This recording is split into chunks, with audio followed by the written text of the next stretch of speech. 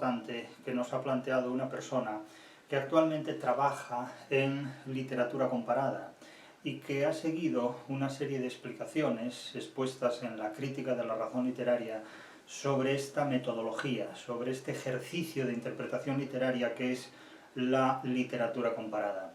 Y aquí vamos a responder a estas preguntas, a estas ocho preguntas que nos remite esta persona, que desembocan en una cuestión que tiene que ver con Borges y con Unamuno, en las interpretaciones que, respectivamente, cada uno de estos autores, Borges y Unamuno, hacen sobre la Divina Comedia de Dante y sobre el Quijote de Cervantes. A propósito de estas cuestiones, que como insisto tienen su desenlace en Borges y en Unamuno, vamos a dar unas respuestas y vamos a dar unas explicaciones a estas preguntas.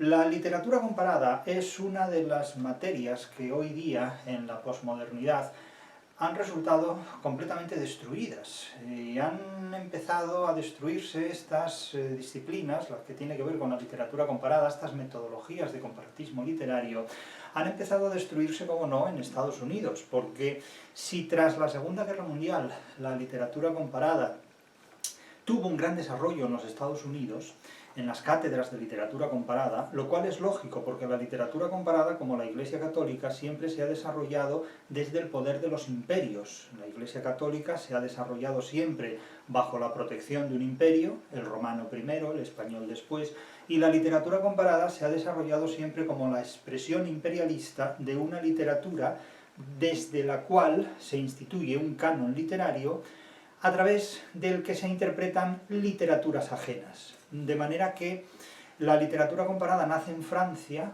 en la Francia napoleónica, con el objetivo de interpretar desde los criterios de la literatura francesa las literaturas extranjeras. Y se desarrolla inicialmente, insisto, en la Academia Francesa, en la Universidad Francesa.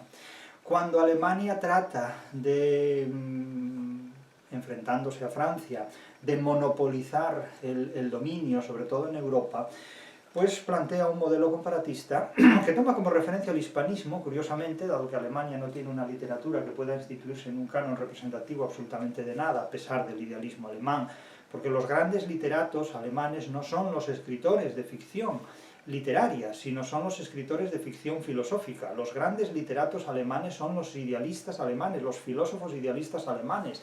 Kant escribió una gran obra literaria, Hegel escribió una gran obra literaria, Hegel escribió la biografía de Dios.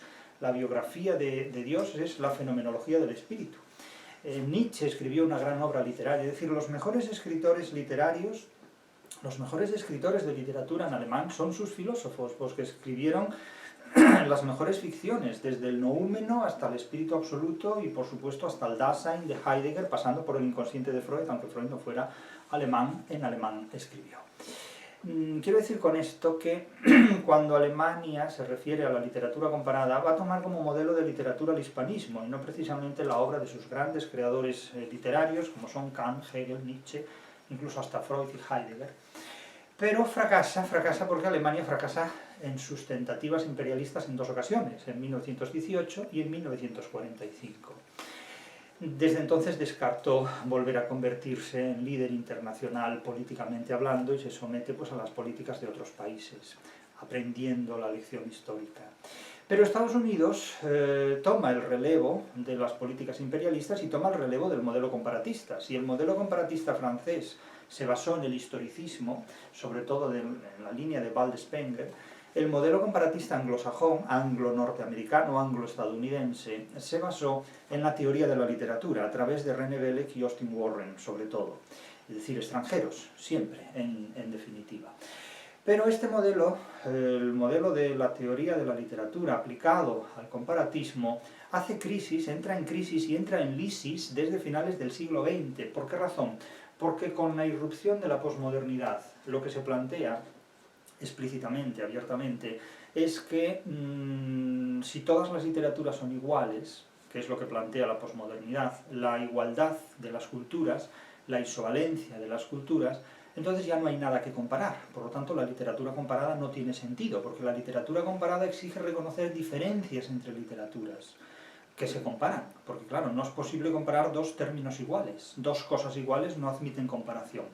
Entonces, claro, de la mano de la posmodernidad, que establece dos postulados que son exterminadores de la literatura comparada es inviable. Estos dos postulados exterminadores de la literatura comparada son, en primer lugar, el hecho de que la cultura reemplaza a la literatura y la literatura se disuelve en la cultura, de tal manera que los estudios culturales reemplazan a los estudios literarios, disolviendo en la cultura lo que es la literatura.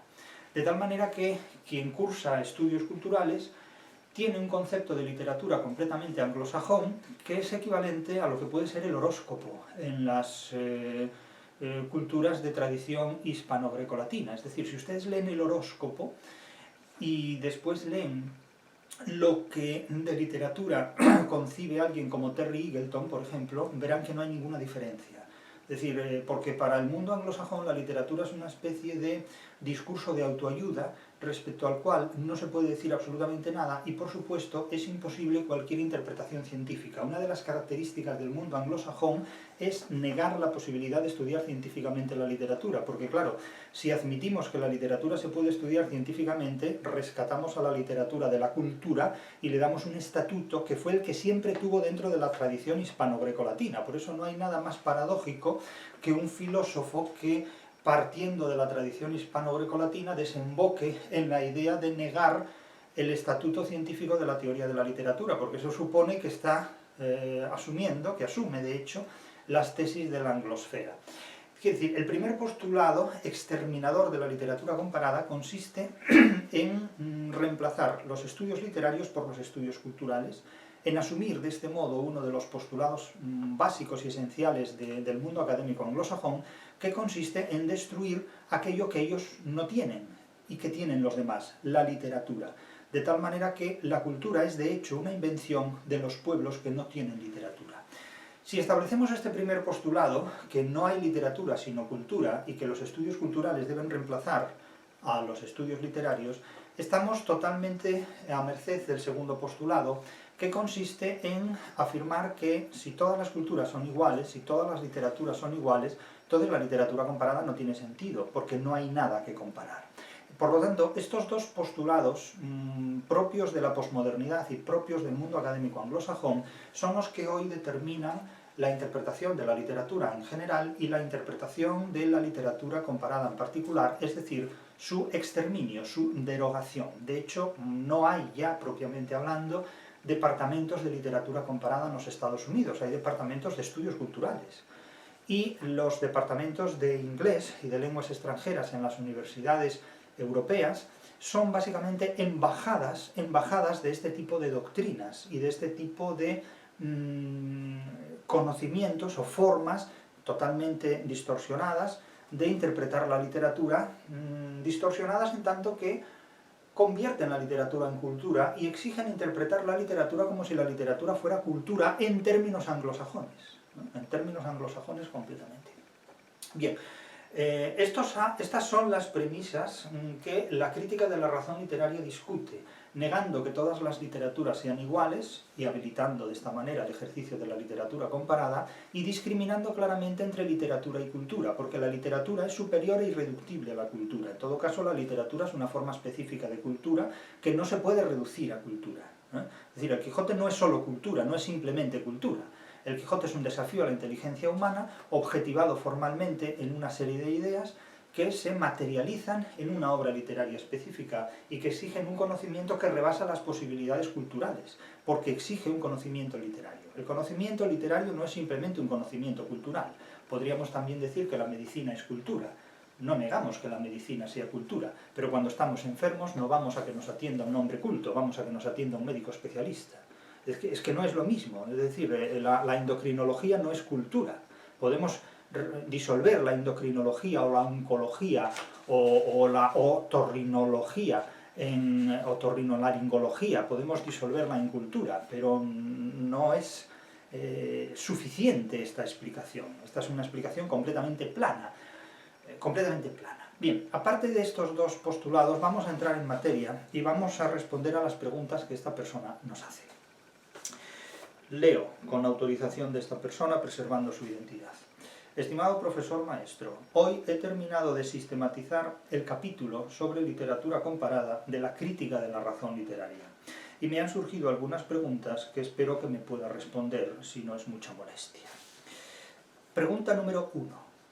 Mi pregunta primera tiene que ver con el sector medial, es decir, con la dimensión media del eje sintáctico del espacio poético, espacio estético. Como saben los lectores de la crítica de la razón literaria, para afrontar la interpretación de materiales literarios hemos hablado de un espacio estético. El espacio estético tiene una tripartición semiológica, tiene una estructura semiótica o semiológica en la que se distingue un eje sintáctico, un eje semántico y un eje pragmático. Pues bien, en el eje sintáctico, tomando categorías aristotélicas, hemos distinguido entre modos, medios y objetos o fines. Desde el punto de vista de los medios, aquí se refiere la pregunta de esta persona, desde el punto de vista de los medios, pues claro, hay que distinguir aquellas artes que utilizan medios lingüísticos, medios audiovisuales, medios esculturales, medios sonoros, etc. Entonces aquí distinguiríamos pues, el cine, la música, la escultura, la arquitectura, la literatura, según los medios que utilicen, ¿no? Según los medios que utilicen. A partir de los medios, pues claro, los medios verbales pueden dar lugar a modos dramáticos, trágicos, cómicos, etcétera, etcétera.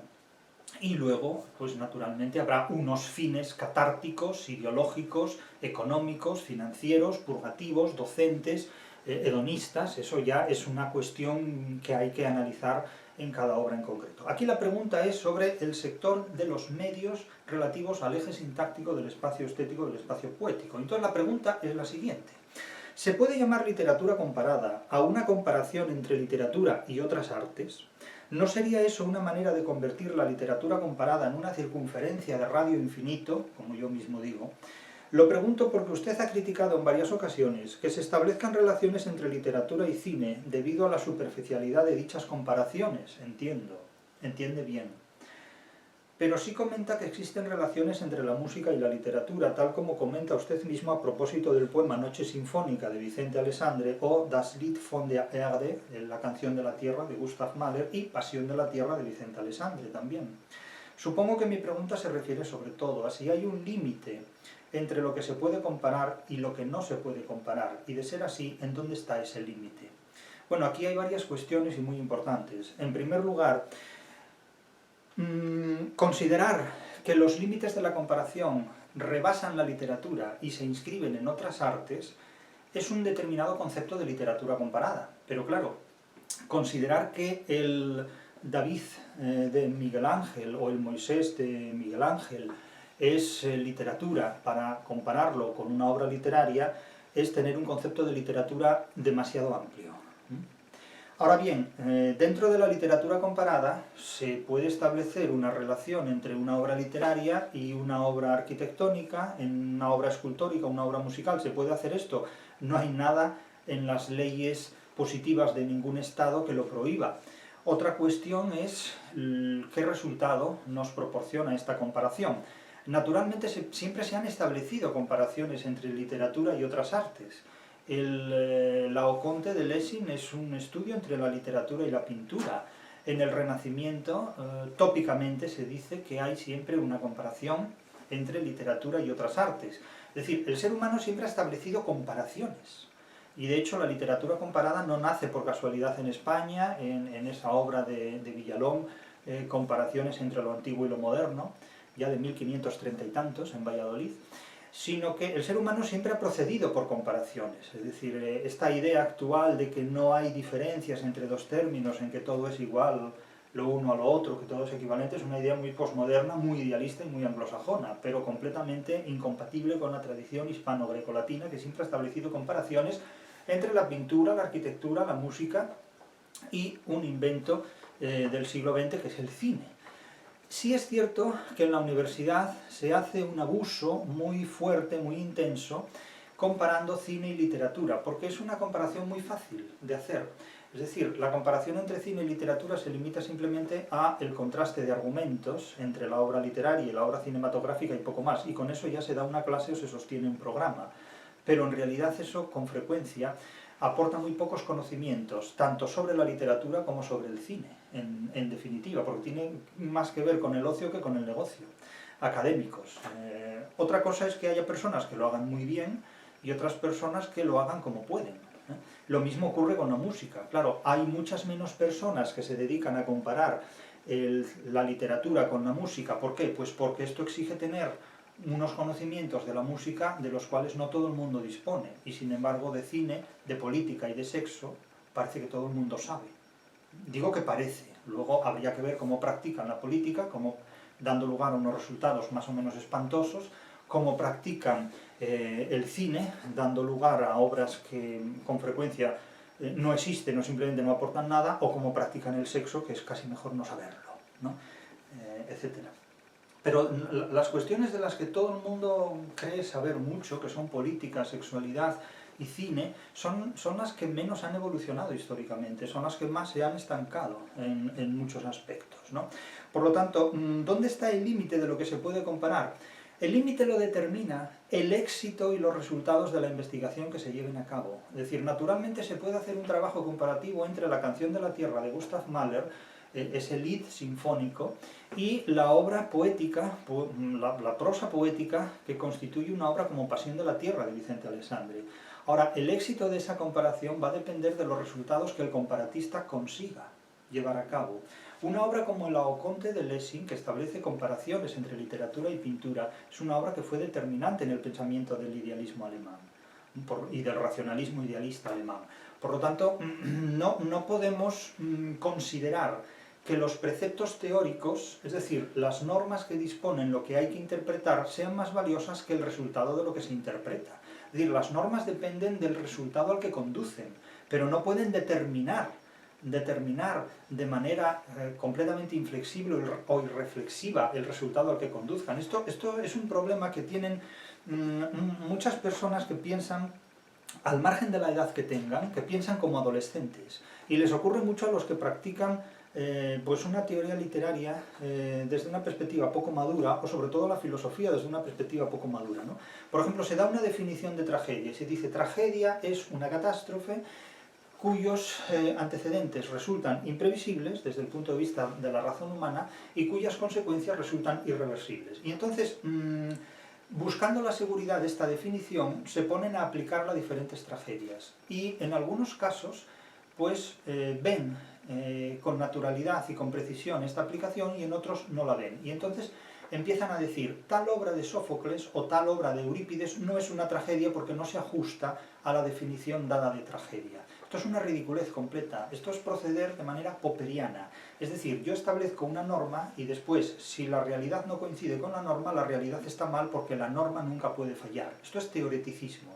Y así funcionan la mayor parte de las filosofías. Todas las filosofías, incluso por muy materialistas que sean y que se presenten y se declaren, son siempre de un idealismo trascendental. Las filosofías incurren siempre en un idealismo extraordinario porque plantean unos conceptos que, cuando la realidad se les resiste, no les queda a esas filosofías más remedio que decir o sugerir que la realidad está mal. En definitiva. Entonces, claro, las filosofías en este punto disputan su terreno con las ciencias, e incluso las filosofías son más categoriales incluso que las ciencias, porque las filosofías, aunque dicen que son trascendentales y que rebasan las categorías, siempre se articulan a través de categorías mucho más delimitadas idealmente que las propias ciencias, porque las filosofías siempre lo son de la filosofía de la literatura. Las filosofías siempre son genitivas, siempre lo son de algo. No hay una filosofía de todo, porque la filosofía de todo, al final, acaba por categorizarse, por parcializarse. Hay una filosofía de la vida, una filosofía de la literatura, una filosofía de la ciencia, una filosofía del deporte, una filosofía del dinero, una filosofía de la economía, una filosofía de aspectos totalmente parciales, partitivos, regionales, categoriales de la realidad. Mientras que las ciencias no se mueven por el concepto de categoría. Las ciencias son instituciones que, a partir de diferentes metodologías, se ocupan de resolver problemas particulares y de llevar a cabo construcciones que resuelven problemas. Es decir, claro, la medicina podríamos decir que es una ciencia de ciencias, pero esto no deja de ser un genitivo replicativo, porque la medicina utiliza procedimientos metodológicos de la química, de la matemática y de la física, y de muchas otras ciencias también. Por lo tanto, no podemos decir que las ciencias son categorías, porque las ciencias siempre están rebasando categorías específicas. De hecho, las categorías no son sistemas clausurados, y el cierre de las categorías es un cierre ideal, es un cierre relativo, porque las categorías están siempre dilatando, reduciendo y ampliando y transformando sus límites. Es decir, las categorías científicas son representaciones ideales que permiten a los filósofos regionalizar las actividades científicas, pero son como los meridianos o paralelos. En realidad son líneas imaginarias, son demarcaciones completamente imaginarias. Por eso digo que las filosofías son siempre idealistas, por muy materialistas que se presenten. Por lo tanto, ¿cuál es el éxito de las comparaciones que se puedan establecer entre la literatura y otras artes? Pues esos límites y ese éxito depende de los resultados de la comparación. Es decir, si ustedes son capaces de hacer una comparación valiosa entre literatura y pintura, el resultado legitima el procedimiento, no cabe la menor duda. Si lo que hacen es una tontería, pues eso no va a ninguna parte. No va ni irá a ninguna parte. Por lo tanto, concebir la literatura comparada como una comparación entre literatura y cualesquiera artes, pues implica tener un concepto muy amplio de lo que es la literatura comparada, pero no nos permite ignorar que si comparamos insisto, pues la Divina Comedia de Dante con el Moisés de Miguel Ángel, estamos rebasando lo que es propiamente literatura para meternos en otros contextos. Esto es una labor que puede hacerse, pero hay que examinar los resultados para ver hasta qué punto nos conducen a algo que puede resultar útil o simplemente es una forma de entretenerse, ¿no? Como otra cualquiera. Pregunta número 2. También querría preguntarle respecto a los términos autotético y alotético. Según su criterio, la literatura comparada solo se puede dar entre términos alotéticos. Según esto, comparar El Lazarillo de Tormes con la familia de Pascual Duarte, pese a los paralelismos entre ambas obras, no sería propiamente literatura comparada. ¿Sería pues crítica literaria simplemente? Bien, vamos a explicar esta cuestión. ¿Qué son términos autotéticos y qué son términos alotéticos? Bien, estas dos expresiones pueden resultar muy útiles para entendernos en literatura comparada. Autotéticos son dos términos, o dos referentes, o dos hechos que proceden de la misma matriz. Por ejemplo, dos hermanos. Dos hermanos, hijos de la misma madre, procedentes de la misma matriz, son términos autotéticos y mantienen entre sí relaciones de analogía, diríamos, genealógica, genética, ¿eh? Es decir, entre mi hermana y yo, por ejemplo, que procedemos de la misma matriz, hay una relación autotética, aunque después tengamos caracteres completamente diferentes. Es un ejemplo el que pongo. Sin embargo, la relación que se da entre términos alotéticos es una relación que parte de un hecho capital. No proceden de la misma matriz, sino que proceden de matrices diferentes. Es la relación que se puede dar entre dos cónyuges o entre dos novios. Es decir, son personas que procedentes de madres diferentes, de matrices diferentes, mantienen entre sí relaciones de analogía lo suficientemente intensas como para relacionarse, vamos a decirlo así. Es decir, que las relaciones alotéticas son las que se establecen entre términos de matrices diferentes, dos cónyuges, dos novios, por ejemplo. Relaciones autotéticas son las que se establecen entre términos que proceden de la misma matriz, dos hermanos, entre los que de alguna manera se rechaza una relación sexual por ser incestuosa. ¿Por qué? Pues porque los términos autotéticos, los que proceden de la misma matriz, son términos endogámicos, mientras que los alotéticos, los que proceden de matrices diferentes, son exogámicos. Esta es la clave del ejercicio de la literatura comparada. Claro, si nosotros comparamos la primera parte del Quijote de Cervantes con la segunda parte del Quijote de Cervantes, podemos decir, es que establece literatura comparada. Hombre, no me tome el pelo.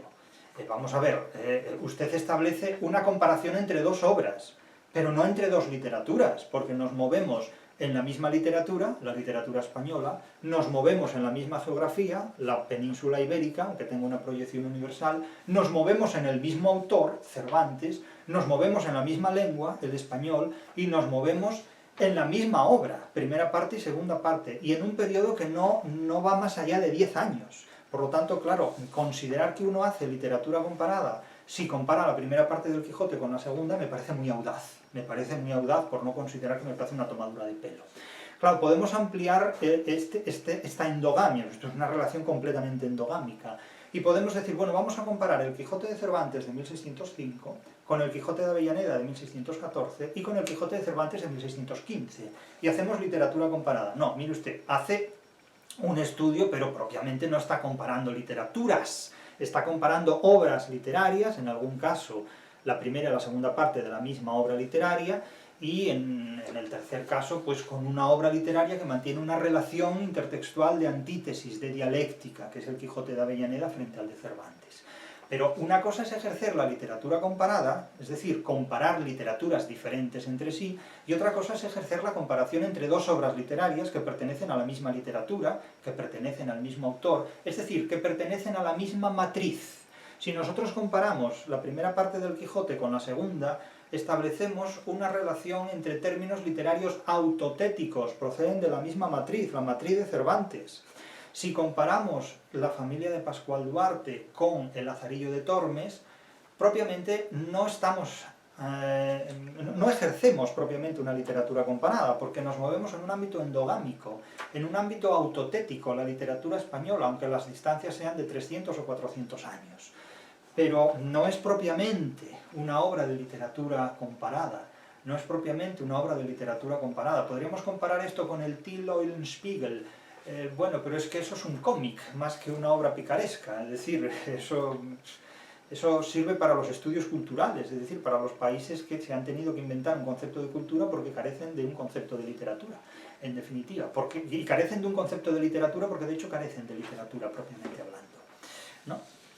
Por lo tanto, claro, si ejercemos la comparación literaria entre términos autotéticos, no ejercemos la comparación literaria, sino un simulacro de comparación literaria.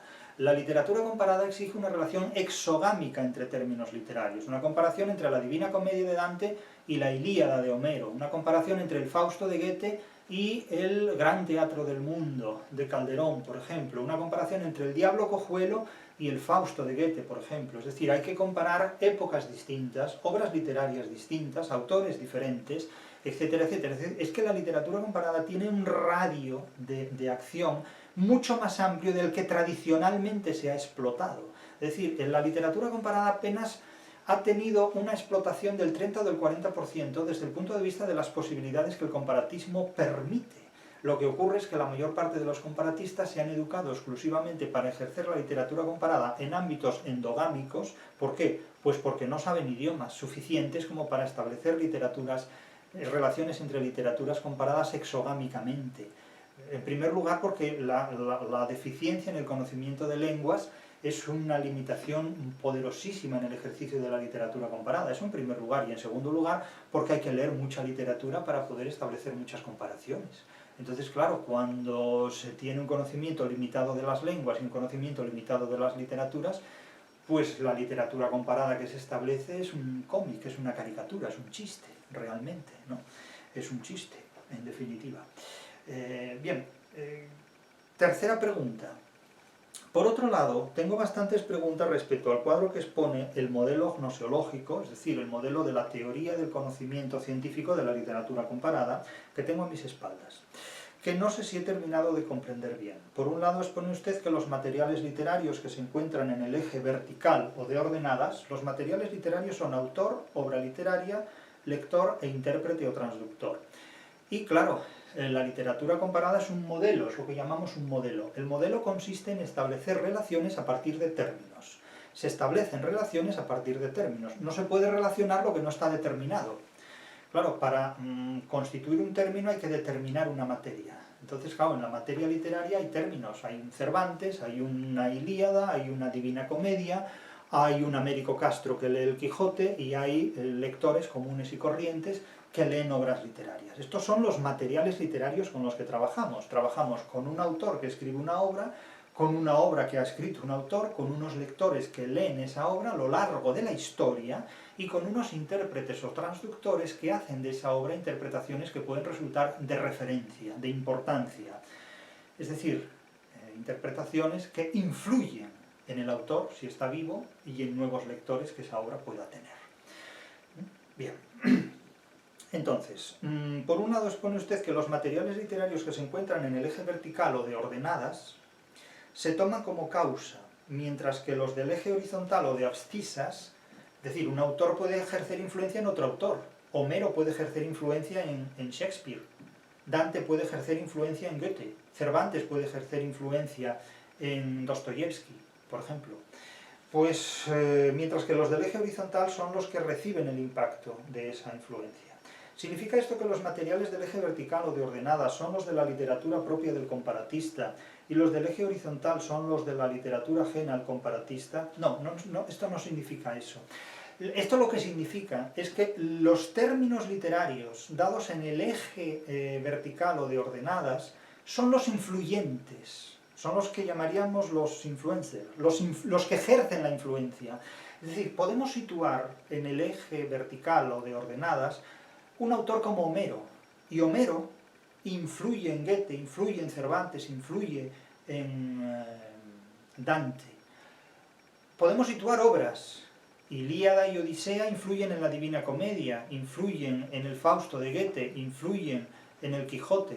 Podemos situar lectores, es decir, los lectores de Su único hijo, de Leopoldo Alas, Clarín, influyen en la percepción que el autor, Leopoldo Alas, quiso atenuar como consecuencia de la repercusión y del impacto que tuvo la regenta en Oviedo. Y los transductores. Naturalmente, Américo Castro, como intérprete o transductor del Quijote, ha ejercido una poderosa influencia en el pensamiento idealista de muchos lectores que han interpretado al Quijote a través de la lectura, a través de la interpretación de Américo Castro. Es decir, que en el eje vertical o de ordenadas, lo que situamos son a los autores literarios, a las obras literarias, a los lectores literarios y a los transductores literarios que han ejercido influencias en la recepción que otros autores, que otras obras, que otros lectores o que otros intérpretes han recibido. Es decir, serían los influencers, serían los que ejercen una influencia sobre otros autores. Insisto, Homero puede ejercer una influencia sobre Dante, y aquí tendríamos a un autor que ejerce una influencia sobre otro autor, y eso es un modelo isológico, porque estamos hablando de un autor con un autor, Homero sobre Dante. Pero si tenemos en cuenta que Homero puede ejercer una influencia sobre la Divina Comedia, aquí ya no estamos reconociendo directamente la influencia de Homero sobre Dante, sino la influencia de Homero en una obra. No es lo mismo que un autor influya en un autor, modelo isológico, que un autor influya en una obra, modelo heterológico, porque estamos contrastando dos clases diferentes, autores con obras. No hablemos ya si hablamos de un autor que ejerce influencia en lectores o de un autor que ejerce una influencia en un transductor, o de un transductor, Grotowski como director de escena, que ejerce una influencia sobre una obra, la puesta en escena del Príncipe Constante de Calderón, por ejemplo. Quiero decir que la literatura comparada se mueve en combinaciones de 4 elementos que influyen sobre 4 elementos respecto a los cuales recae esta influencia. Eso es la literatura comparada. Otra cuestión es que la literatura comparada de tradición francesa siempre se haya ejercido a través de modelos métricos, de metros, es decir, que se comparan un autor con un autor o una obra con una obra. Ese es el procedimiento muy cartesiano y muy francés de la literatura comparada que siguieron autores como Val Despenger, sobre todo. El modelo angloamericano, el modelo angloestadounidense, ha sido un modelo más bien de tipo estructuralista, donde se ha comparado sobre todo una obra con otra obra, a través de términos procedentes de la teoría de la literatura. Es decir, de hecho, el modelo comparatista francés es un modelo historicista, mientras que el modelo comparatista anglosajón es un modelo teoreticista. Uno es propio del siglo XIX y otro es propio del siglo XX. ¿Cuál es el modelo comparatista de tradición hispano o greco-latina? Es el que se objetiva en la crítica de la razón literaria. Multiplica por 16 las posibilidades. 4 por 4, 16, es decir, se desarrollan muchas más probabilidades.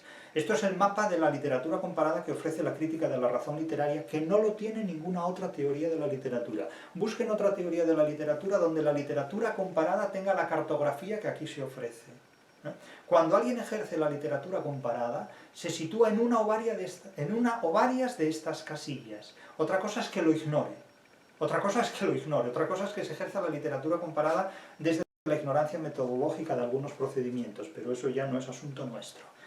Por lo tanto, ¿significa esto que los materiales del eje vertical o de ordenadas sean los propios del comparatista y los del eje horizontal o de abscisas sean los propios de una literatura ajena al comparatista? No, porque Grotowski es un transductor de una obra como El Príncipe Constante de Calderón, y Grotowski no es un comparatista.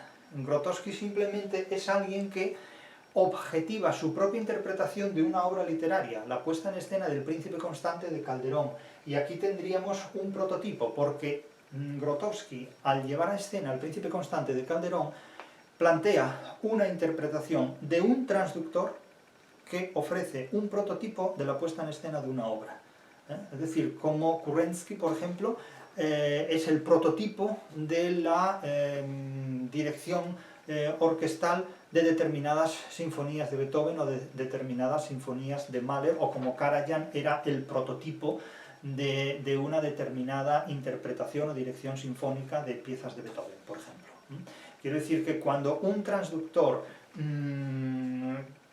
imprime, da su propio sello, su propia cuña a una interpretación artística o estética, pues naturalmente esa interpretación de la mano de este transductor se convierte en un prototipo, se convierte en el prototipo de la interpretación que Karajan hace de la música de Beethoven, en el prototipo de la interpretación que Kurensky hace de la música de Mahler, en el prototipo de la interpretación que Unamuno hace del Quijote, o en el prototipo de la interpretación que Borges en sus 9 ensayos dantescos hace de la Divina Comedia. Pero eso es la interpretación de un intérprete, de un transductor, que no tiene por qué ser compartida por otros, de un transductor. Eso da lugar a un prototipo. El paradigma es la interpretación que no hace un transductor, sino que hace un gremio, que hace un lobby. Por ejemplo, la literatura feminista tiene un paradigma de interpretación literaria que es el que responde a cada una de las tendencias propias de cada una de las diferentes escuelas feministas. Es decir, que los gremios dan lugar a interpretaciones paradigmáticas de obras literarias. Los individuos dan lugar a interpretaciones prototípicas de obras literarias. Y los estados o imperios dan lugar a interpretaciones canónicas de obras literarias. Es decir, un individuo no puede constituir un canon, porque no tiene fuerza suficiente para constituir un canon. Un individuo construye un prototipo. El yo que interpreta da lugar a un prototipo. El nosotros que interpreta da lugar a un paradigma. Y el imperio, la política, el Estado que interpreta da lugar a un canon. De hecho, un canon tiene que estar constituido no por un solo individuo, eso es como un mapamundi de Sotrondio, quiero decir, eso es una cosa ridícula. Un mapamundi del barrio de Traviesas de Vigo, o sea, eso no tiene sentido. Es decir, que un yo, un individuo, construye un paradigma, que es el prototipo de la interpretación que un individuo hace de una obra literaria. Un grupo, un lobby, un gremio, construye un paradigma, es decir, es el paradigma de la interpretación literaria que un determinado grupo, una escuela, una tendencia, un grupo de investigación, una corriente ideológica hace de una determinada obra literaria. Y un canon es una interpretación que todo un imperio puede hacer de la literatura. El canon, no hay un canon occidental, esto es el grandísimo error de un libro absurdamente recibido, acríticamente recibido como el de Harold Bloom. No hay un canon occidental, es decir, el canon lo da la sucesividad o la sucesión de modelos políticos, históricos y geográficos que exigen una determinada interpretación o que objetivan una determinada interpretación. Es el canon de la poética mimética aristotélico, que se mantiene hasta el siglo XVIII. Es decir, es el canon literario de la tradición hispano-grecolatina, o es el canon literario de la literatura anglosajona, que es Harry Potter, por ejemplo. Es decir, es la literatura disuelta en cultura. Es decir, no hay un canon oriental, occidental, un canon de la Antártida o de Marte o de Saturno. Esos son nomenclaturas que utiliza quien no sabe nada de literatura, realmente, y que disfraza la literatura de contenidos ideológicos para hacerla legible pues, a través de la prensa o a través de la publicidad o de la propaganda, que es el caso de Harold Bloom, básicamente. ¿No? Que uno lee el libro de Harold Bloom y cuando termina quedó como estaba, exactamente, porque no aprende de literatura absolutamente nada. En definitiva. De hecho, es un libro de ocurrencias, es que, como la mayor parte de los libros de la presunta crítica literaria anglo-estadounidense, son libros de ocurrencias, como los de Josh Steiner y como los de Terry Eagleton, que insisto, son libros de ocurrencias, básicamente. Libros de ocurrencias. Falta una tesis doctoral que explique el éxito de esas ocurrencias entre los profesionales del mundo universitario, porque eso es admirarse del traje del emperador, es decir, y fingir todos al unísono que el traje del emperador es muy hermoso cuando el emperador se pasea en cueros por delante de todos y cada uno de nosotros. Pero allá cada cual. Pregunta número 4. Por otro lado, comenta usted que la relación que se establece entre un lector del eje vertical, del eje de ordenadas, y de un autor, en el eje de abscisas, en el eje horizontal, da lugar a un prototipo, puesto que es una relación basada en la heterología y la distribución. Es una relación basada en la heterología porque un autor y un lector no pertenecen al mismo conjunto. El autor pertenece al conjunto de autores, Cervantes y Shakespeare, Cervantes y Borges, y el lector pertenece al conjunto de lectores, yo y mi vecino, de al lado, por ejemplo. Pero claro, si se compara un autor con un lector, entonces establecemos una relación entre miembros de conjuntos diferentes, el conjunto de los autores y el conjunto de los lectores, y esa es una relación heterológica, mientras que si comparamos autores entre sí, establecemos una relación isológica, términos que tienen el mismo valor, la misma categoría, o todos autores o todos lectores. Y distributivo, ¿distributivo por qué? Pues porque fíjense que el lector del eje influyente, del eje de ordenadas, del eje vertical, el lector influyente es uno, pero los lectores que reciben las influencias, fíjense que está escrito en rojo y añade un plural, son varios lectores, porque la influencia de una obra literaria no se puede medir por la influencia que experimenta un lector, porque bastaría que entonces el propio autor, convertido en lector de la obra, dijera que su obra es muy influyente. ¿Es muy influyente en quién? En ti, en uno solo. Es como si se abre un canal en YouTube y se tiene un único seguidor que es el propio emisor del canal.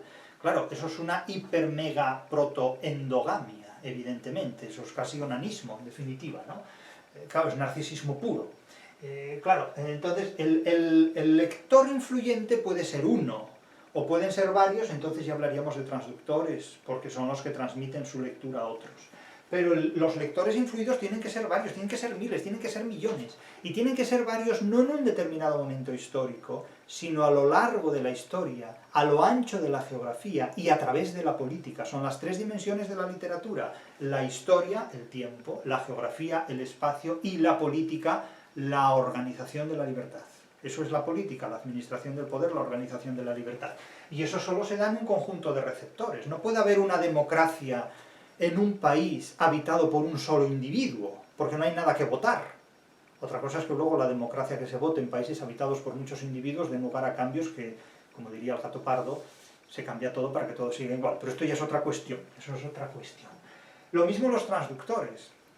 El transductor influyente, el transductor del eje vertical, el transductor del eje de ordenadas, el transductor influyente es uno, puede ser uno, Américo Castro, respecto al Quijote, Miguel de Unamuno respecto al Quijote, Borges respecto a los 9 ensayos dantescos.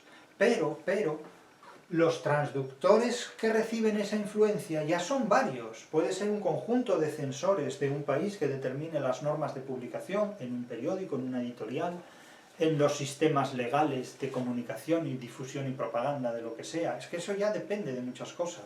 Un censor es siempre un transductor. Es el que decide lo que se publica y lo que no se publica, lo que se pone y lo que se quita, lo que se borra y lo que se añade.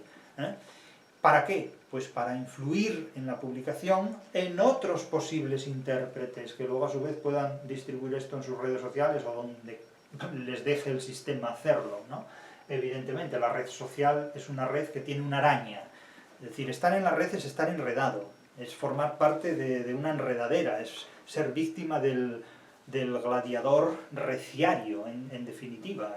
Es decir, lo importante en la red es ser la araña de la red, no ser el enredado en la red, en definitiva. Las redes, en definitiva, lo que hacen es un poder narcisista que seducen a la gente para que exponga ahí todo aquello que la convierte en una criatura absolutamente vulnerable cuando la persona ignora completamente la vulnerabilidad a la que se expone.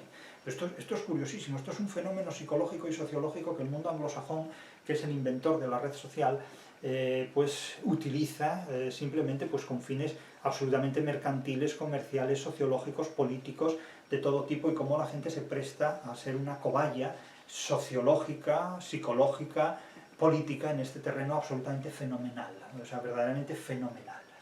Bien, los lectores y los transductores del eje que recibe las influencias son siempre plurales, porque una influencia no se puede medir conforme a un individuo único y exclusivo y excluyente, sino a una colectividad de individuos, insisto, dados a lo largo del tiempo, la historia, a lo ancho del espacio, la geografía y a través de la política,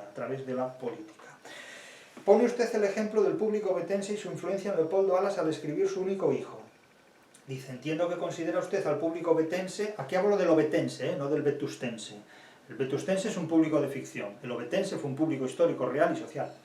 Como atributivo y no distributivo en relación con otros públicos de la época, el público madrileño, el barcelonés, etcétera, etcétera. Sí. ¿Por qué atributivo? Son atributivas las dos primeras columnas. Y son atributivas las dos primeras columnas porque en las dos primeras columnas autores, obras, lectores y transductores son singulares. Hablamos de un autor, de una obra, de un lector, de un transductor. Y cada uno de ellos, al ser único, tiene un valor atributivo. Atributivo quiere decir específico, exclusivo y excluyente de otros valores. El público ovetense presenta unos valores atributivamente únicos y específicos respecto a Clarín frente a los valores que puede representar el público de Afganistán, de Pekín o de Bogotá. ¿Por qué? Pues porque el público ovetense se vio retratado directamente en la regenta y el público de Bogotá no.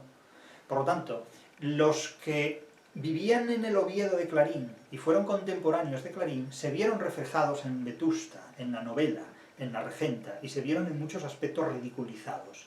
Odiaron y detestaron terriblemente a Leopoldo Alas, y como consecuencia de eso, para tratar de reconciliarse con ese tipo de público, Clarín escribe una novela, mala novela, francamente, Su único hijo, con objeto de recongraciarse, y de recongraciarse con sus paisanos ovetenses, porque los ridiculizó a todos en la Vetusta de la regenta. Entonces, fíjense que las dos primeras columnas, autor y obra, son atributivas, mientras que las segundas, lectores y transductores, son ya plurales y son distributivas. Es decir, un término distributivo es un término que desempeña el mismo valor en cualquier parte que esté dentro de la distribución del todo del que forma parte. Un todo atributivo es aquel que desempeña un valor específico. Téngase en cuenta que el cuerpo humano está constituido por términos atributivos. El corazón desempeña un papel que no desempeña el hígado.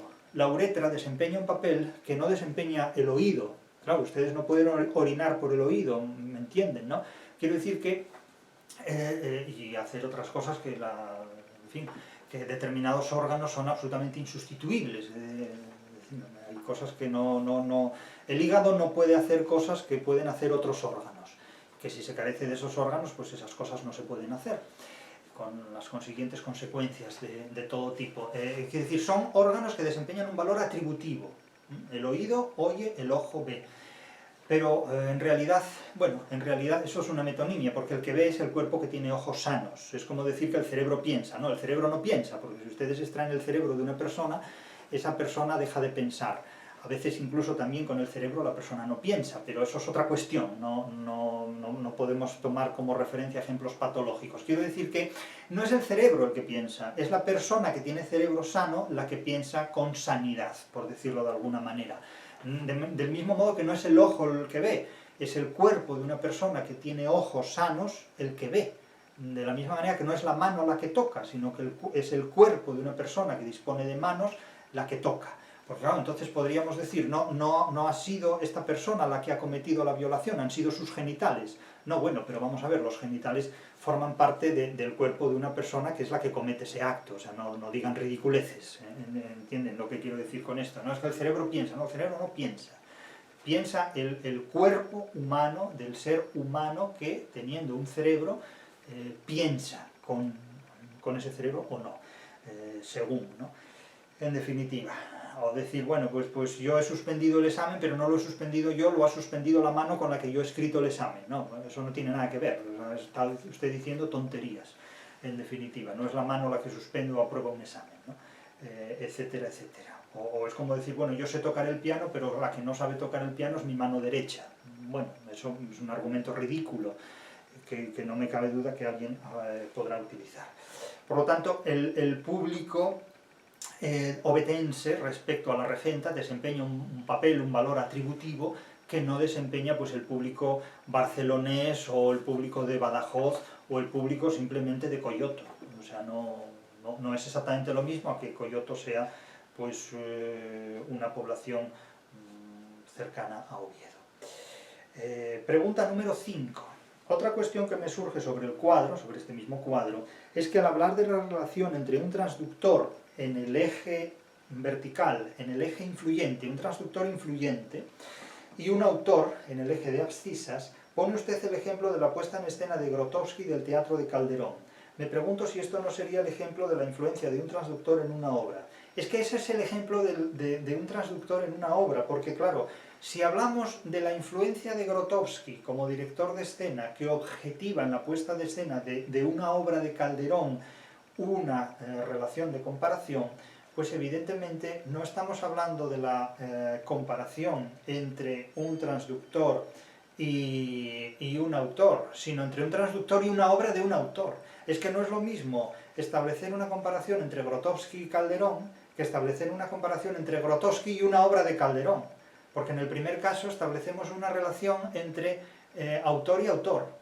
Es una relación isológica y atributiva, porque cada autor tiene un papel específico y los dos, autores, son términos del mismo conjunto, autores. No salimos del conjunto de autores, aunque cada uno de ellos tenga un valor atributivo. Grotowski es Grotowski, Calderón es Calderón. Bien, uno es un ruso, otro es un... bueno, perdón, Grotowski no es ruso, es polaco, creo. Bien, perdón por esta referencia equívoca. El caso es que pertenecen a dominios completamente diferentes, ¿no? Es decir, es una literatura hispana, una literatura eslava, es el siglo XX, es el siglo XVII, ¿vale? Pero es que si comparamos a Grotowski con el Príncipe Constante, estamos comparando a dos términos que pertenecen a conjuntos diferentes, el autor y una obra. Aquí ya hablamos de una relación heterológica, no isológica, y hablamos también de una relación atributiva, por supuesto, porque comparamos un transductor con una obra, estamos siempre moviéndonos en lo atributivo. Ahora bien, si comparamos, por ejemplo, a un transductor con varios transductores, es decir, la interpretación que puede hacer Américo Castro del Quijote frente a una escuela materialista de intérpretes del Quijote.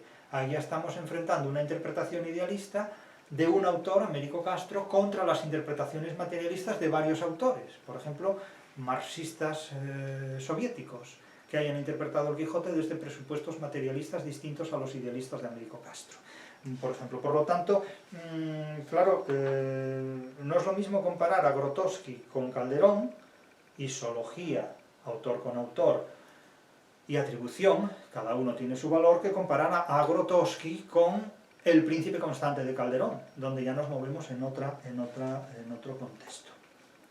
También hay un hecho importante. No es lo mismo interpretar la obra de Vargas Llosa con Vargas Llosa vivo que interpretar la obra de Vargas Llosa con Vargas Llosa muerto. Porque claro, el transductor que puede influir sobre un autor nos sitúa en el contexto de nuevo de Clarín frente al público ovetense. El público ovetense reacciona con virulencia frente a la regenta y para calmar sus ánimos Clarín escribe Su único hijo, para reconciliarse ideológicamente con el público de Oviedo, ¿no? Sin embargo, cuando el autor ha muerto, como diría Golan Bass, perdiendo de vista totalmente la realidad y los derechos de autoría y el copyright, cuando el autor ha muerto, el transductor ya no puede ejercer influencia sobre el autor, pero la puede seguir ejerciendo naturalmente entre los lectores y nuevos transductores que tenga esa obra. Piénsese, por ejemplo, que cuando Tieck hace una traducción del Quijote al alemán, está ejerciendo una influencia que repercutirá siempre sobre nuevos traductores que con posterioridad a la traducción al alemán que ha hecho Tieck, hagan del Quijote al alemán. Es decir, que un traductor es siempre un transductor cuya validez histórica tarda en disolverse, tarda en desaparecer. Es decir, la traducción que hace Dámaso Alonso del Retrato de un artista adolescente de Joyce es una traducción que siendo la de un autor, es decir, siendo un prototipo, ha llegado a considerarse casi como canónica, como la traducción canónica. Lo mismo ha ocurrido con algunas traducciones que se han hecho del español al inglés de las coplas de Jorge Manrique, que son tan perfectas, son tan acabadas que se han considerado casi como canónicas, al menos durante largo tiempo, durante largos periodos de tiempo. Sexta pregunta. Otros ejemplos concretos que usted da, que no acabo de entender muy bien, es ¿por qué presenta usted a Borges y a Unamuno? Y aquí vamos a desembocar en el núcleo de la sesión. Como lectores, cuando habla de la relación entre lector y obra, Borges como lector de la Divina Comedia, de los 9 ensayos dantescos, y entre lector y lector, Borges y Unamuno como lectores del Quijote. Yo pensaba que en este caso se consideraría a Borges y se consideraría a Unamuno, a uno y a otro, como transductores, puesto que dan una interpretación de distintas obras que exponen públicamente. ¿Por qué no se trata de transductores y sí de lectores? Pues muy fácil de saber esto. Se trata de lectores y no se trata de transductores. ¿Por qué? Porque si usted o cualquier persona lee lo que Borges en 9 ensayos dantescos ha escrito sobre la Divina Comedia de Dante, verá que Borges no habla de Dante ni de la Divina Comedia, sino que habla de sí mismo. Entonces, no podemos decir que Borges interpreta la Divina Comedia porque Borges utiliza la Divina Comedia para hablar de sí mismo y para hablar de ocurrencias que a él se le ocurren, valga la redundancia, valga la batología, valga la redundancia, que a él se le ocurren sobre la Divina Comedia, pero no dice absolutamente nada de la Divina Comedia. Es más, se lo digo abiertamente, si ustedes leen los 9 ensayos dantescos de Borges sobre la Divina Comedia, sobre Dante y la Divina Comedia no aprenden nada, pero sobre Borges confirman lo que ya saben, el narcisismo. Lo mismo ocurre con Unamuno. Si ustedes leen La vida de Don Quijote y Sancho, de Miguel de Unamuno, publicada en 1905, ustedes no aprenden nada sobre el Quijote de Cervantes, porque esa obra de Unamuno no es una interpretación del Quijote de Cervantes, sino que es una interpretación que Unamuno hace de sí mismo, tomando como referente o pretexto el Quijote de Cervantes. Es decir, que hay autores que cuando hablan, solo y siempre hablan de sí mismos, y no estoy pensando exclusivamente en Antonio Gala, ni en Emilio Lledó. Estoy pensando en autores que, como Vargas Llosa, cuando hacen crítica literaria sobre Flaubert o sobre cualquier obra literaria, no hablan de la obra literaria a la que dicen referirse, sino que hablan de sí mismos, lo cual es tan legítimo como cualquier otra cosa. Lo que ya no es legítimo es que se presenten esas obras como una interpretación de Dante, del Quijote o de Flaubert, como si lo fueran, porque en realidad son ensayos que estos autores escriben a propósito de tales o cuales otras obras para hablar de sí mismos, que es lo que hace Borges. Borges siempre habla de sí mismo cuando escribe sobre cualquier asunto, como Unamuno siempre habla de sí mismo cuando escribe sobre cualquier asunto. Por lo tanto, claro, no son intérpretes, porque no interpretan a Dante. Son lectores que, habiendo leído a Dante, hablan sobre sus propias ocurrencias acerca de Dante. Y eso son las clases que Borges dijo que dio sobre literatura inglesa en no sé dónde. Son ocurrencias que tienen sobre las obras literarias que leen. Esas ocurrencias hoy las tiene cualquiera que hace comentarios en redes sociales. Exactamente lo mismo, exactamente igual. Es decir, el conocimiento que Borges tenía de la literatura inglesa es comparable al que puede tener cualquier persona que lea obras literarias inglesas y exponga al respecto sus ocurrencias. Así de simple, así de simple. Es lo mismo que si yo escribo un libro sobre vulcanología y expreso mis ocurrencias sobre los volcanes. Ni más ni menos, o sea, no tiene mayor importancia. Entonces, no son transductores, son lectores. Son lectores que ofrecen un prototipo de lectura sobre una obra determinada. ¿Que pueden influir sobre otros lectores? Sí, pueden influir, naturalmente. También puede influir el hecho de hacer un puzzle o de hacer un rompecabezas, naturalmente. O de hacer una fabada o de freír un par de huevos. Claro que puede influir, sobre todo si te los comes, en el organismo influye, naturalmente, pero puede influir en la psicología. De hecho, es un uso completamente terapéutico, psicológico de la literatura. Es como leer a Montaigne, sienta muy bien a la gente, porque autores como Montaigne o como Borges hacen creer a los ignorantes que son personas valiosas, que son personas responsables. Son libros de una grandísima autoayuda. Montaigne siempre se pasa todos sus ensayos criticando la maldad, criticando la injusticia, predicando la virtud. Sí, eso ya lo hacen los evangelios, de tal manera que el lector que lee a Montaigne pues se siente feliz, porque se identifica con un prototipo de ser humano virtuoso, cuando él, sin embargo, ese lector puede ser un auténtico patán. Entonces, bueno, es una manera de preservar la ignorancia propia, en definitiva.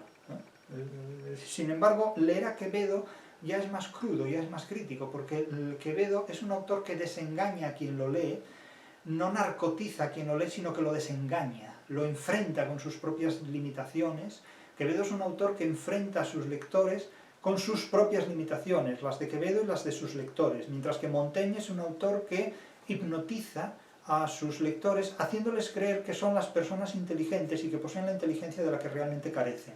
Entonces, por eso Ortega y Gasset tiene mucho más éxito, por ejemplo, que el propio Quevedo, contemporáneamente hablando. Este éxito se debe a que cuando la literatura se concibe como un libro de autoayuda, pues evidentemente las historias de Harry Potter son mucho más satisfactorias que cualquier soneto de Quevedo, por supuesto, por supuesto. Porque la literatura que pone el dedo en tu llaga te exige un conocimiento de la vida que si no eres capaz de alcanzar, evitas encontrarte con esa literatura. Y entonces, pues nada, dedícate a leer a Montaigne. Séptima pregunta. La última pregunta que tengo respecto al cuadro se refiere a todas las casillas sobre el canon.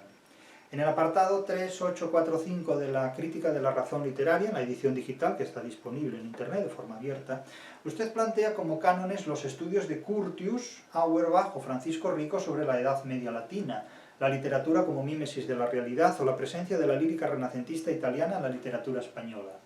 Me pregunto si podría usted poner ejemplos concretos para cada una de las relaciones canónicas del cuadro: autor, lectores, autor, transductor, obra, lectores, obra, transductores, lectores, transductores y transductores, lectores, porque me ayudaría mucho a entender mejor el concepto de canon en un sentido más práctico. En sentido teórico tengo claro que es un conjunto de normas que forman un sistema objetivo histórico y universal de validación artística.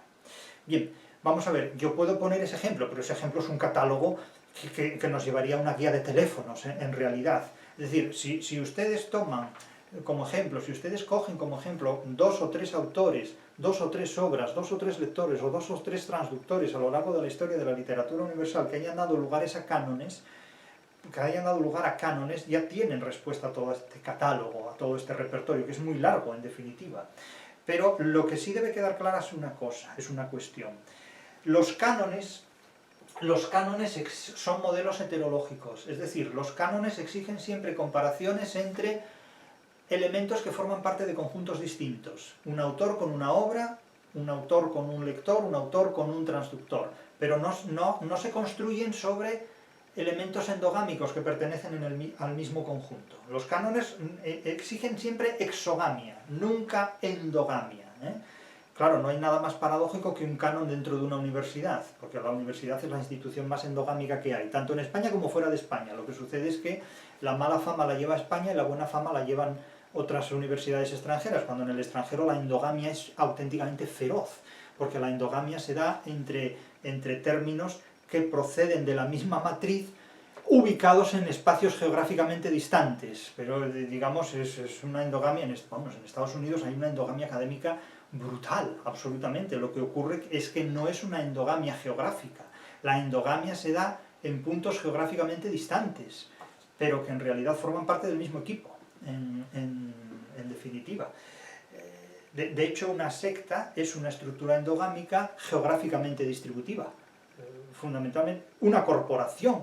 La Iglesia Católica es una estructura endogámica geográficamente distributiva e históricamente desplegada y políticamente articulada, pero es que cualquier organización, cualquier empresa, una familia que no habite en la misma ciudad es también un producto endogámico distribuido geográficamente, prolongado históricamente a través de su genealogía. Es decir, es que yo no sé por qué la endogamia se limita siempre a la Universidad Española cuando el resto de las universidades son tan endogámicas como la española o más.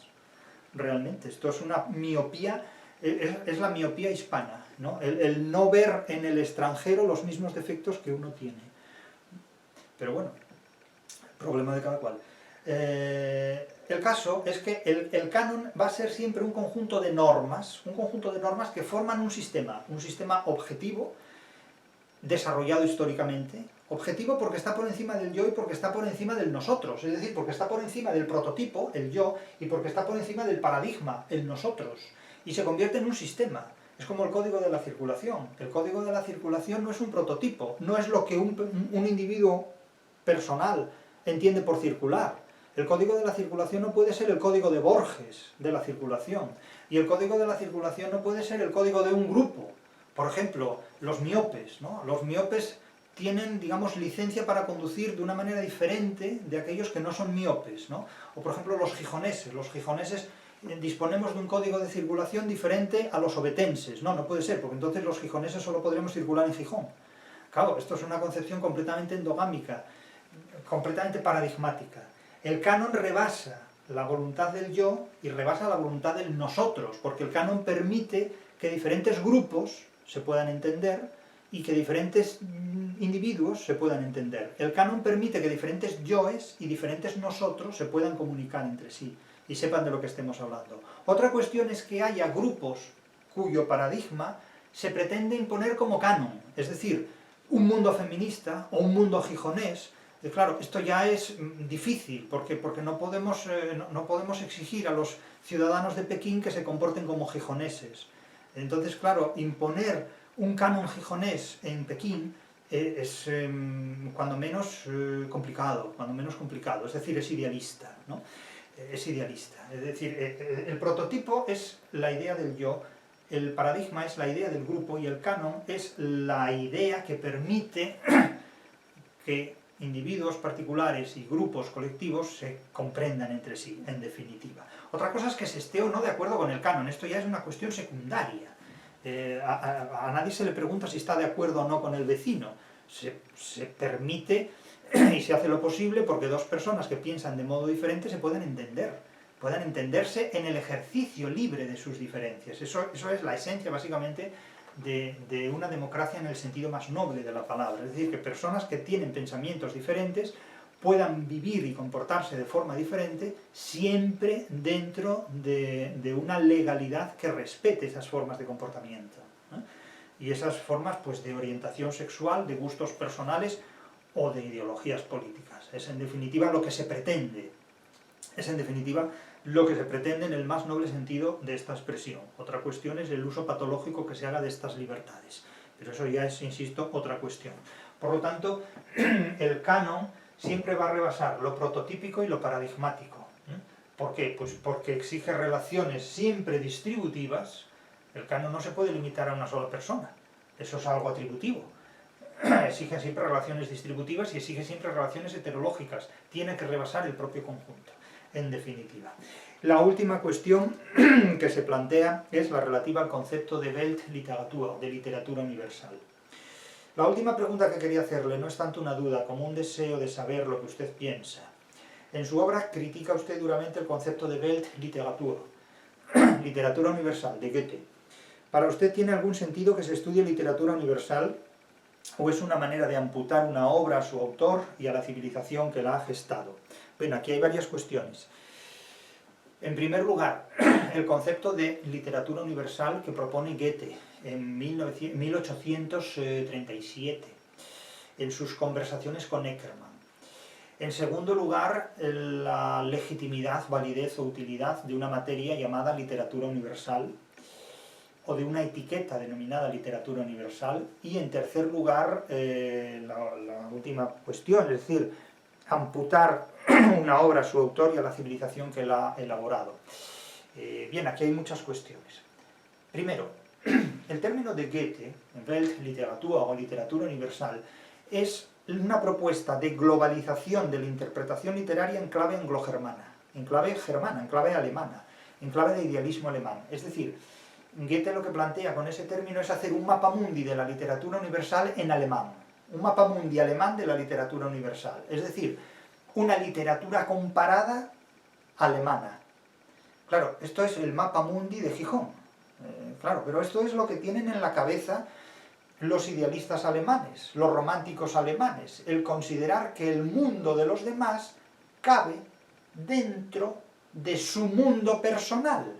Porque como para ellos la libertad es un hecho de conciencia, es un concepto luterano de libertad, pues nosotros encarcelamos a un ser humano o lo ponemos a trabajar hasta el exterminio y consideramos que el trabajo lo libera. ¿Verdad? Porque la libertad está en la imaginación, no en la realidad. Claro, esto es un postulado completamente incompatible con la tradición hispano-grecolatina, pero totalmente identificable con el pensamiento reformista y luterano. Entonces, claro, lo que Goethe plantea es una literatura comparada, global y universal, en alemán.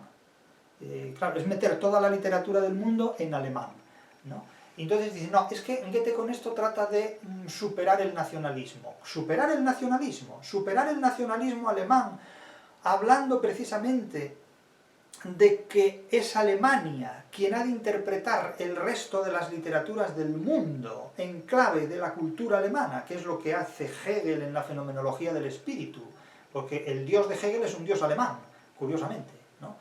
curiosamente. El noúmeno kantiano es un noúmeno alemán, y el Dasein de Heidegger, no digamos ya, vamos, es casi la sombra del Führer, en definitiva. Entonces, claro, decir que vamos a romper las fronteras con otras naciones, y en lugar de hablar de literaturas nacionales, vamos a hablar de literaturas. Pero, ¿qué es lo que hay en el término literaturas? Pues resulta que en el término literaturas hay un término literario alemán, que es Weltliteratur, literatura del mundo. La literatura del mundo escrita por los alemanes.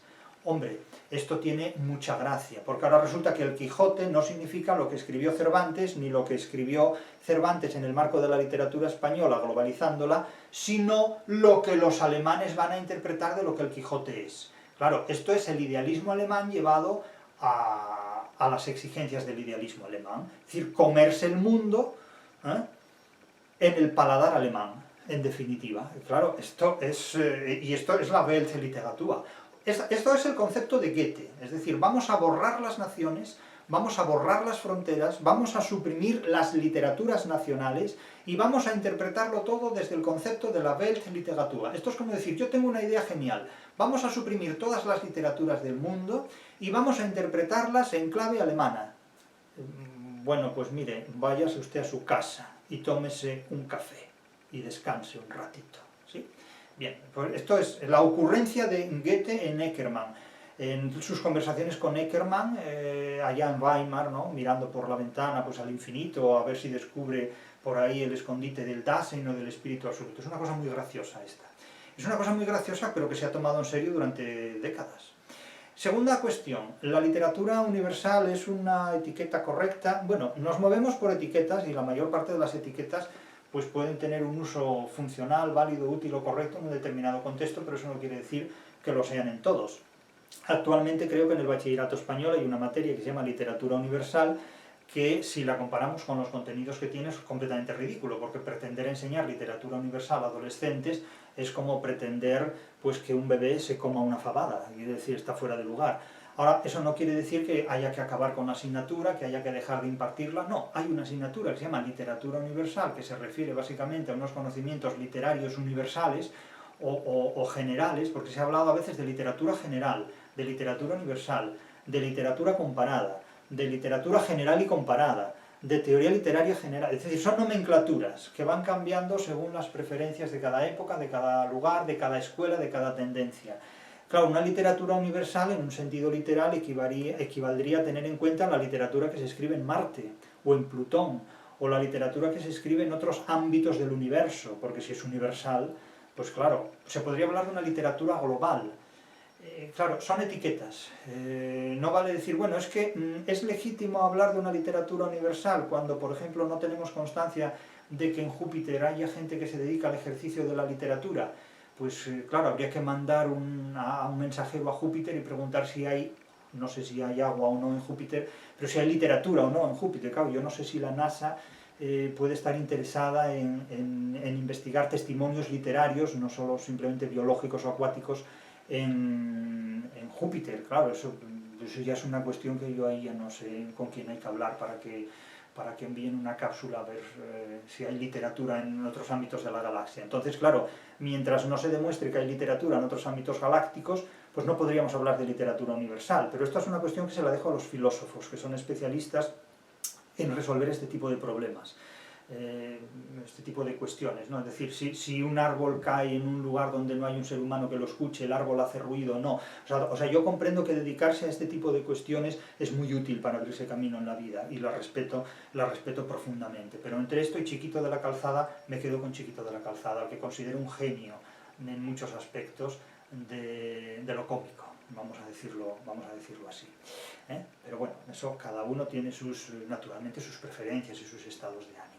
Entonces, la literatura universal es una nomenclatura que sirve para comunicarnos, pero que no podemos tomar tampoco en un sentido literal. Del mismo modo que la teoría de la literatura es una denominación completamente imperfecta para designar qué es lo que hacemos en teoría de la literatura, porque la teoría de la literatura debería llamarse práctica de la literatura, y no solo teoría, o teoría y práctica de la literatura, o crítica literaria, que utiliza naturalmente una teoría para ejercer una práctica, porque en la teoría de la literatura se utiliza para practicar con ella. tanto la interpretación literaria como la construcción literaria. Ahora bien, sabemos que el término teoría de la literatura es un término de un origen absolutamente propio del siglo XX y que como término del siglo XX pues procede del teoreticismo. Es decir, la teoría de la literatura es un nombre que procede de las corrientes teoreticistas de la literatura, por eso se llama teoría de la literatura, si no se llamaría estética de la recepción, por ejemplo, o poética, que era como se llamaba la teoría de la literatura antes de que la irrupción de la estética llevada a cabo por el idealismo alemán suplantara la poética. Quiere decir que depende de qué época hablemos. Es decir, para López Pinciano, en 1596, hablar de teoría de la literatura era imposible. En primer lugar porque ellos no utilizaban la palabra literatura, que es una palabra del siglo XVIII, latina, literem. Ellos utilizaban poética. Entonces López Pinciano no sabía nada de teoría de la literatura, sabía de poética. Del mismo modo que Aristóteles no conoce la palabra literatura, sino que utiliza la palabra poética para designar a las artes que imitan la realidad a través del lenguaje. Entonces, claro, estas nomenclaturas tienen una validez histórica, geográfica y política, pero que naturalmente se transforma. Es decir, hay que prestar atención a veces más al contenido que a las etiquetas. Hay que saber explicar las etiquetas no en un sentido literal, sino en un sentido histórico, genológico y genealógico, en definitiva. Y luego, por otra parte, la última pregunta dentro de este apartado era: ¿es una forma de amputar una obra a su autor y a la civilización que la ha gestado? Indudablemente, y aquí volvemos de nuevo a la cuestión de Goethe. Es decir, vamos a suprimir las literaturas nacionales y vamos a movernos simplemente en la globalización de la literatura. Pero eso sí, en una globalización hecha por Alemania. Hombre, vaya usted a su casa de Weimar y quédese allí, tomando sopas y buen vino, y déjenos a los demás disfrutar de la literatura que queramos, interpretar la literatura que queramos o sufrir con la literatura que queramos en la lengua que queramos. Es decir, no nos prive de la libertad de leer nuestra literatura en la lengua que queramos, en la lengua que cada uno tenga para su literatura. El español, el catalán, el vasco, el gallego, el inglés, el gaélico, el hindú, la lengua que quiera. La lengua que quiera. Es que no se pueden poner trabas a nada de esto, porque es completamente absurdo en este sentido. La literatura está expropiada por los estados, pero el ser humano tendrá siempre la libertad de poder leer la literatura que quiera, porque en la lengua de cada uno no manda nadie.